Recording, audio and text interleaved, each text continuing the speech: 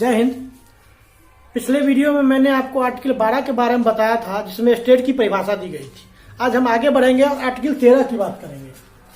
Article 13 में कहा गया है कि कोई भी ऐसी कानून जो पार्ट 3 में वर्णित मौलिक अधिकारों से असंगत हो या उसका अल्पीकरण हो तो उस सीमा तक शून्य मानी जाएगी। यानी यहाँ दो वर्ड को ध्यान में रखिए। पहला है अल्पीकरण,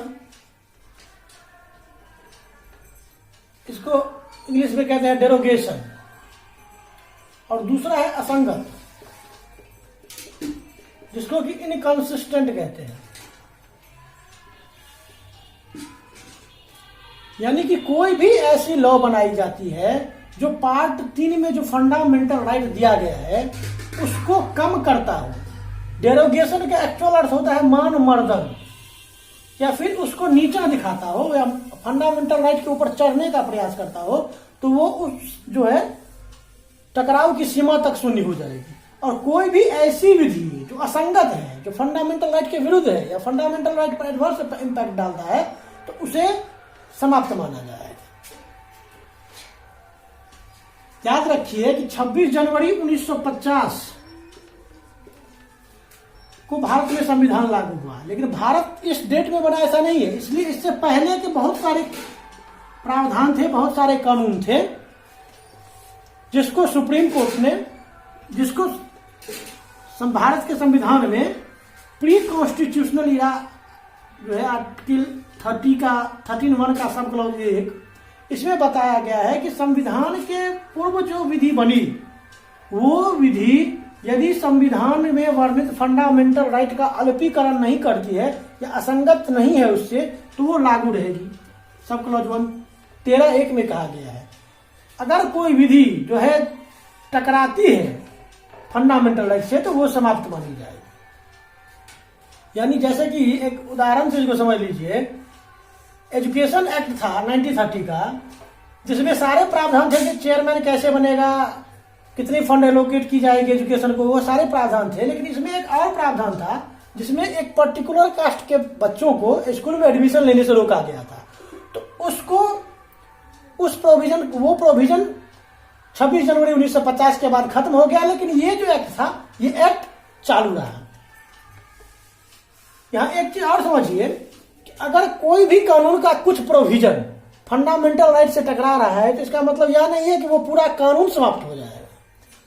यहां डॉक्ट्रिन ऑफ सेपरेटिज्म या डॉक्ट्रिन ऑफ सर्वाइवलिटी काम करता है। ये क्या होता है?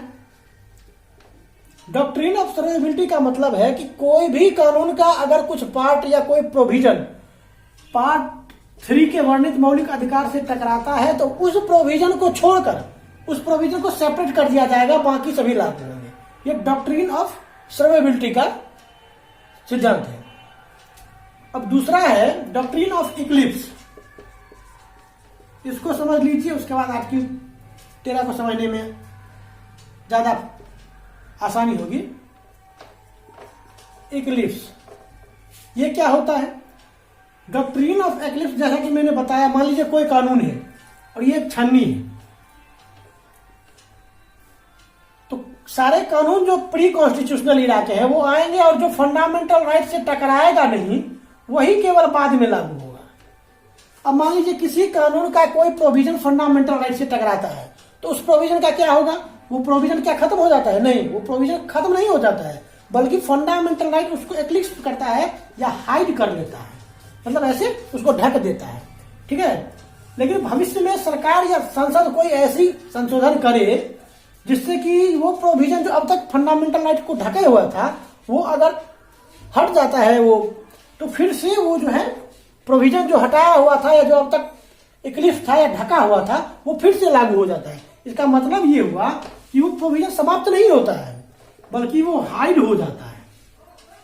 तो आर्टिकल 13 में जितने भी विधि की व्याख्या है जो प्री कॉन्स्टिट्यूशनल इरा के हैं, वो डॉक्ट्रिन ऑफ सर्वाइवलिटी और डॉक्ट्रिन ऑफ इक्लिप्स, इस दोनों ही के माध्यम से जो है वो आगे की ओर बढ़ता है।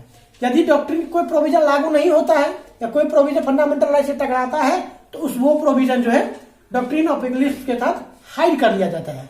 डॉक्ट्रिन ऑफ सर्वाइवलिटी के तहत पूरे कानून से उस प्रोविजन को अलग किया जाएगा और डॉक्ट्रिन ऑफ इक्लिप्स के तहत फंडामेंटल राइट उसको हाइड कर लेता है। तो ये आर्टिकल 13(1) था। आर्टिकल 13(2) में कहा गया है कि पोस्ट कॉन्स्टिट्यूशनल ईरा यानी कि 26 जनवरी 1950 के बाद कोई भी ऐसा कानून नहीं बनेगा जिसका एडवर्स इंपैक्ट हो फंडामेंटल राइट पर। यानी कि संसद को रोका गया है ऐसे कानून बनाने से जो कि फंडामेंटल राइट को कम करती हो या समाप्त करती हो। तो ये आर्टिकल 13(2) था। आर्टिकल 13(3) बहुत ही इंपॉर्टेंट है। मैंने बार बार कहा है कि संसद को नियम बनाने से रोका गया है या कानून बनाने से रोका गया है या प्री कॉन्स्टिट्यूशनल ईरा का कानून। तो 13(3) में कानून की परिभाषा दी गई है या लॉ की परिभाषा है कि लॉ क्या क्या है। याद रखिए कि लॉ में वो हर चीज आ जाता है जो विधि का काम कर सकता है। जैसे संसद कोई कानून बना दे, अध्यादेश कोई पारित हो जाए, कोई सरकारी आदेश पारित हो, कोई नोटिफिकेशन जारी किया जाए, वो सब के सब आर्टिकल 13(3) के अंतर्गत लॉ के अंतर्गत आ जाएंगे। या कोई भी ऐसी परंपरा चली आ रही है किसी धर्म में, किसी जाति में, जो कि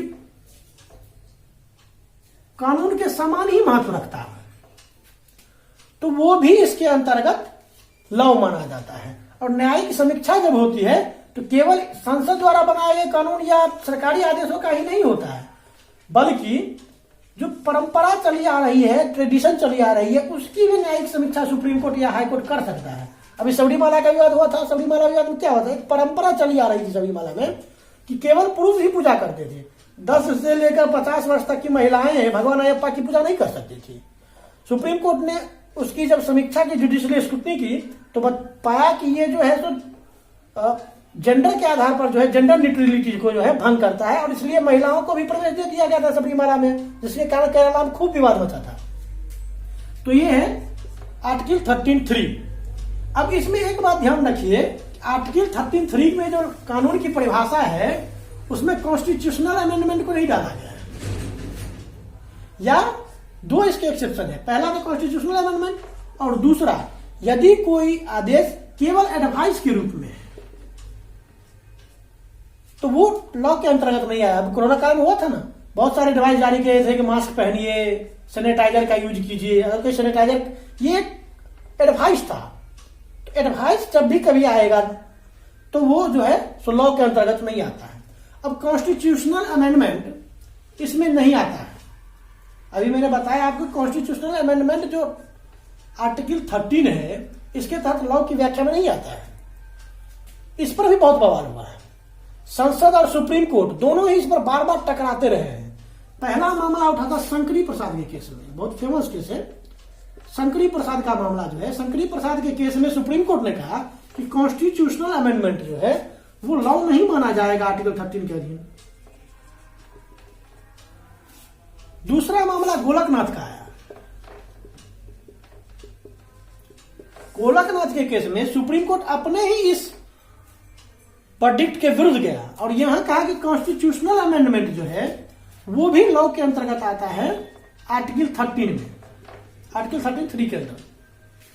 यानी कॉन्स्टिट्यूशनल अमेंडमेंट को भी लॉ मानना चाहिए। अब एक बड़ी समस्या यहां हो गई, ये संसद की जो कानून बनाने की शक्ति या संसद की कानून संशोधन करने की शक्ति है संविधान को, उसके विरुद्ध जा रहा था और जुडिशियल सुप्रीमेसी जो है वो बहुत बढ़ गई थी। इसलिए संसद ने संविधान में 24वां संशोधन किया,